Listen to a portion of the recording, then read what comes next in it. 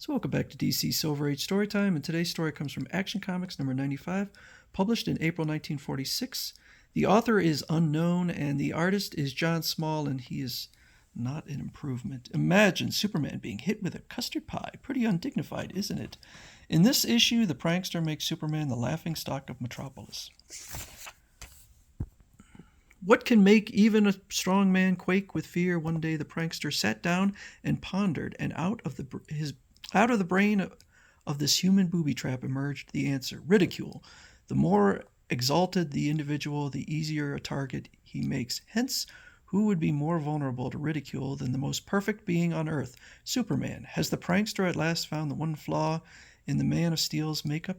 Is the Man of Tomorrow's sense of dignity his Achilles heel? For the mirth-quaking answer, read of the topsy-turvy turn of events which occurred when Superman found himself the laughing-stock of Metropolis. What a proud day this is for Superman, Jimmy, to have a portrait of himself unveiled in his honor. But if you ask me, Lois, it was mighty small of Clark Kent to stay away because he considers Superman a rival for your affection. Ladies and gentlemen, this portrait I am about to unveil symbolizes our vast appreciation for the many good deeds Superman has performed on our behalf.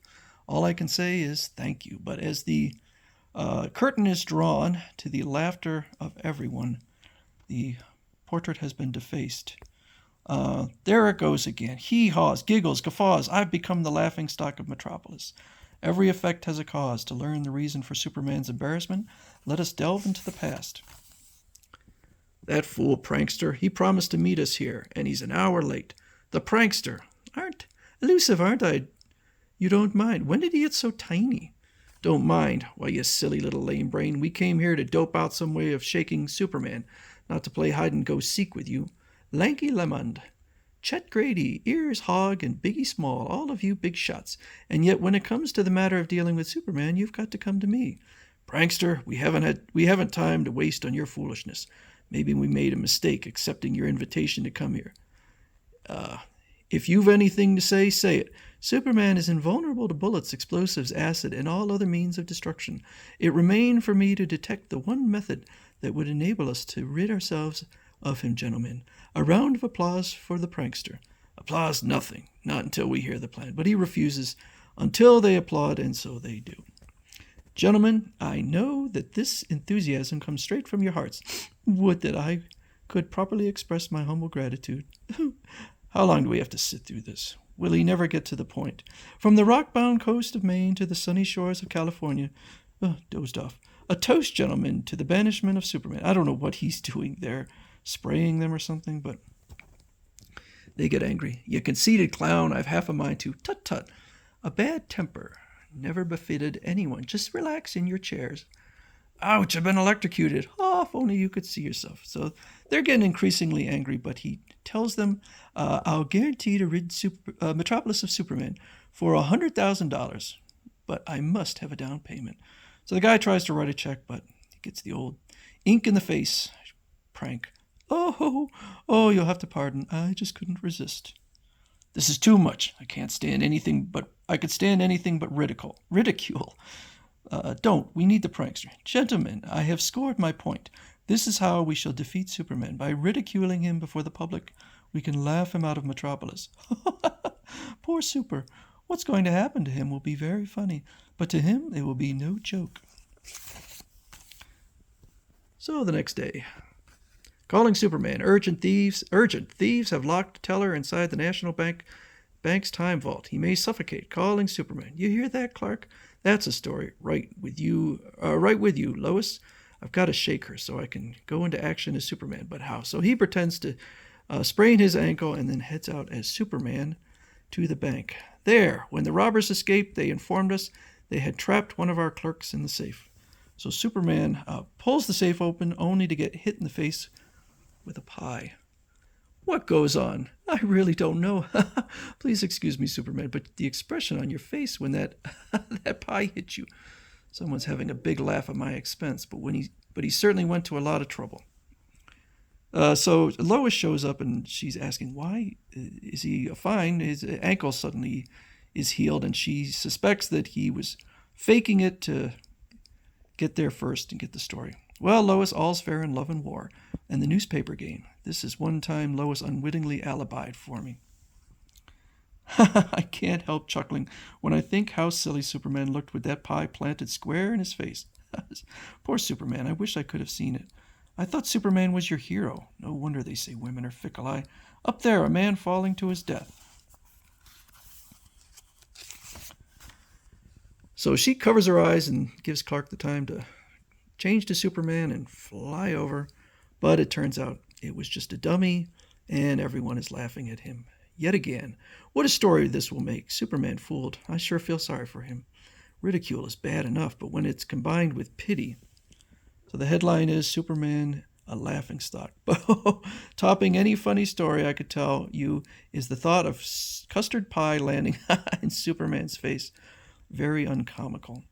That's all a matter of opinion, Clark. Oh, if there's anything the great American public enjoys more than building up a hero, it's tearing him down. The whole town's laughing, Superman. So, the next day at a political convention, somebody appears to throw a bomb at, I don't know, some politician. So Superman rushes over there, but it is just a rotten tomato. Doesn't he look silly? So Superman is getting really angry over all of this. The man who hurled the tomato gone. Something tells me I'd better follow his example. Too bad it wasn't really a bomb, stupid man.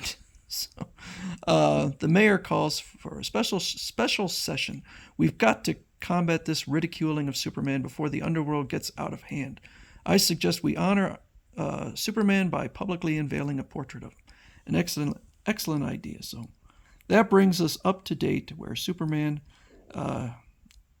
the portrait is revealed to have been defaced, and Superman has had enough. Friends, for years I've dedicated my powers to helping you people, helping the people in this community. Now it seems I've become a buffoon in your eyes. Therefore, my usefulness here is at an end. It's time to say goodbye, and thanks for the memories. And he's legitimately leaving. And the criminals go on a crime spree. A crime wave in Metropolis. Perhaps I was wrong to let those pranks get my goat. Wait, prankster. Why didn't I think of that before? That man who hurled the bomb was the prankster in disguise. And those fingerprints on the defaced poster, his. I begin to see it all now. This is one of the prankster's plots. Well, it worked, almost. Maybe I can conjure up a few pranks of my own. So he puts out a advertisement for a show. Coming, the funniest man on earth, funnier even than the prankster. Hear of the colossal hoaxes and gags that made the world rock with laughter. The one and only Professor Hilarious. Tomorrow, free. So the prankster is fuming over this and shows up to watch the show. And now we present the one and only, the uproarious Professor Hilarious. Yo-ho, let's go. Well, what do you know? Evening, folks. Here I am, yours, all set to tell you about some of my balmier stunts. Well, are you ready? Then yo-ho, let's go. So the prankster is out in the audience and is not amused. This will kill you. Once I hired a construction company to tear down a skyscraper. The job was half finished before they learned I didn't own the structure. Oh, this is murder. Yeah, not that funny. Then, there was the time I pretended to be royalty. A whole city wined and dined me. Heiresses pursued me. Advertisers hunted me. Can anyone deny I'm the funniest man on earth? I deny it because I, and not you, am the funniest man in the world. The prankster. Never in all my life have I seen anyone as doleful, gloomy, cheerless, and solemn as yourself. And as for your pranks, verily I am the father of all pranks, as witness my very name, prankster. You make big claims, little man, why not prove them? Well, there was the time my hirelings and I gave away money to banks instead of robbing them, until one day after we were welcome at all banks, we walked off with a fortune. Then in the adventure of the Wizard of Wishes, I apparently made people's wishes come true for a price, and not funny enough. In fact, boring. Oh yeah? Well, laugh this one off, brother. Superman just skipped out of town because I fixed it so that he couldn't stand the ridicule. I showered him with Lemon, Grady, Hogg, and Small paid me plenty for it, too. And so all the criminals, apparently they're all in the audience, and they decided They're just going to kill the prankster for revealing everything. But Professor Hilarious gets in the way and reveals himself as Superman. I cannot tell a lie. I did it with my little pinky. Knock on wood. Oof. This is the time I'm glad to see you use your heads. Bong. So the prankster has run off. First the windup and then the pitch. The juggler's ball comes in handy. Guided by Superman's unerring skill, the ball glances off a wall, rounds a corner, bounces off a stagehand's head, soars through a window, and the poor stagehand upsets a board so that a can of paint cascades down upon the escaping prankster's head. Slurp, is my face red? Congratulations, Superman. You certainly turned the tables on the prankster. I guess it's true that he who laughs last laughs best. Oh, but is this the last laugh?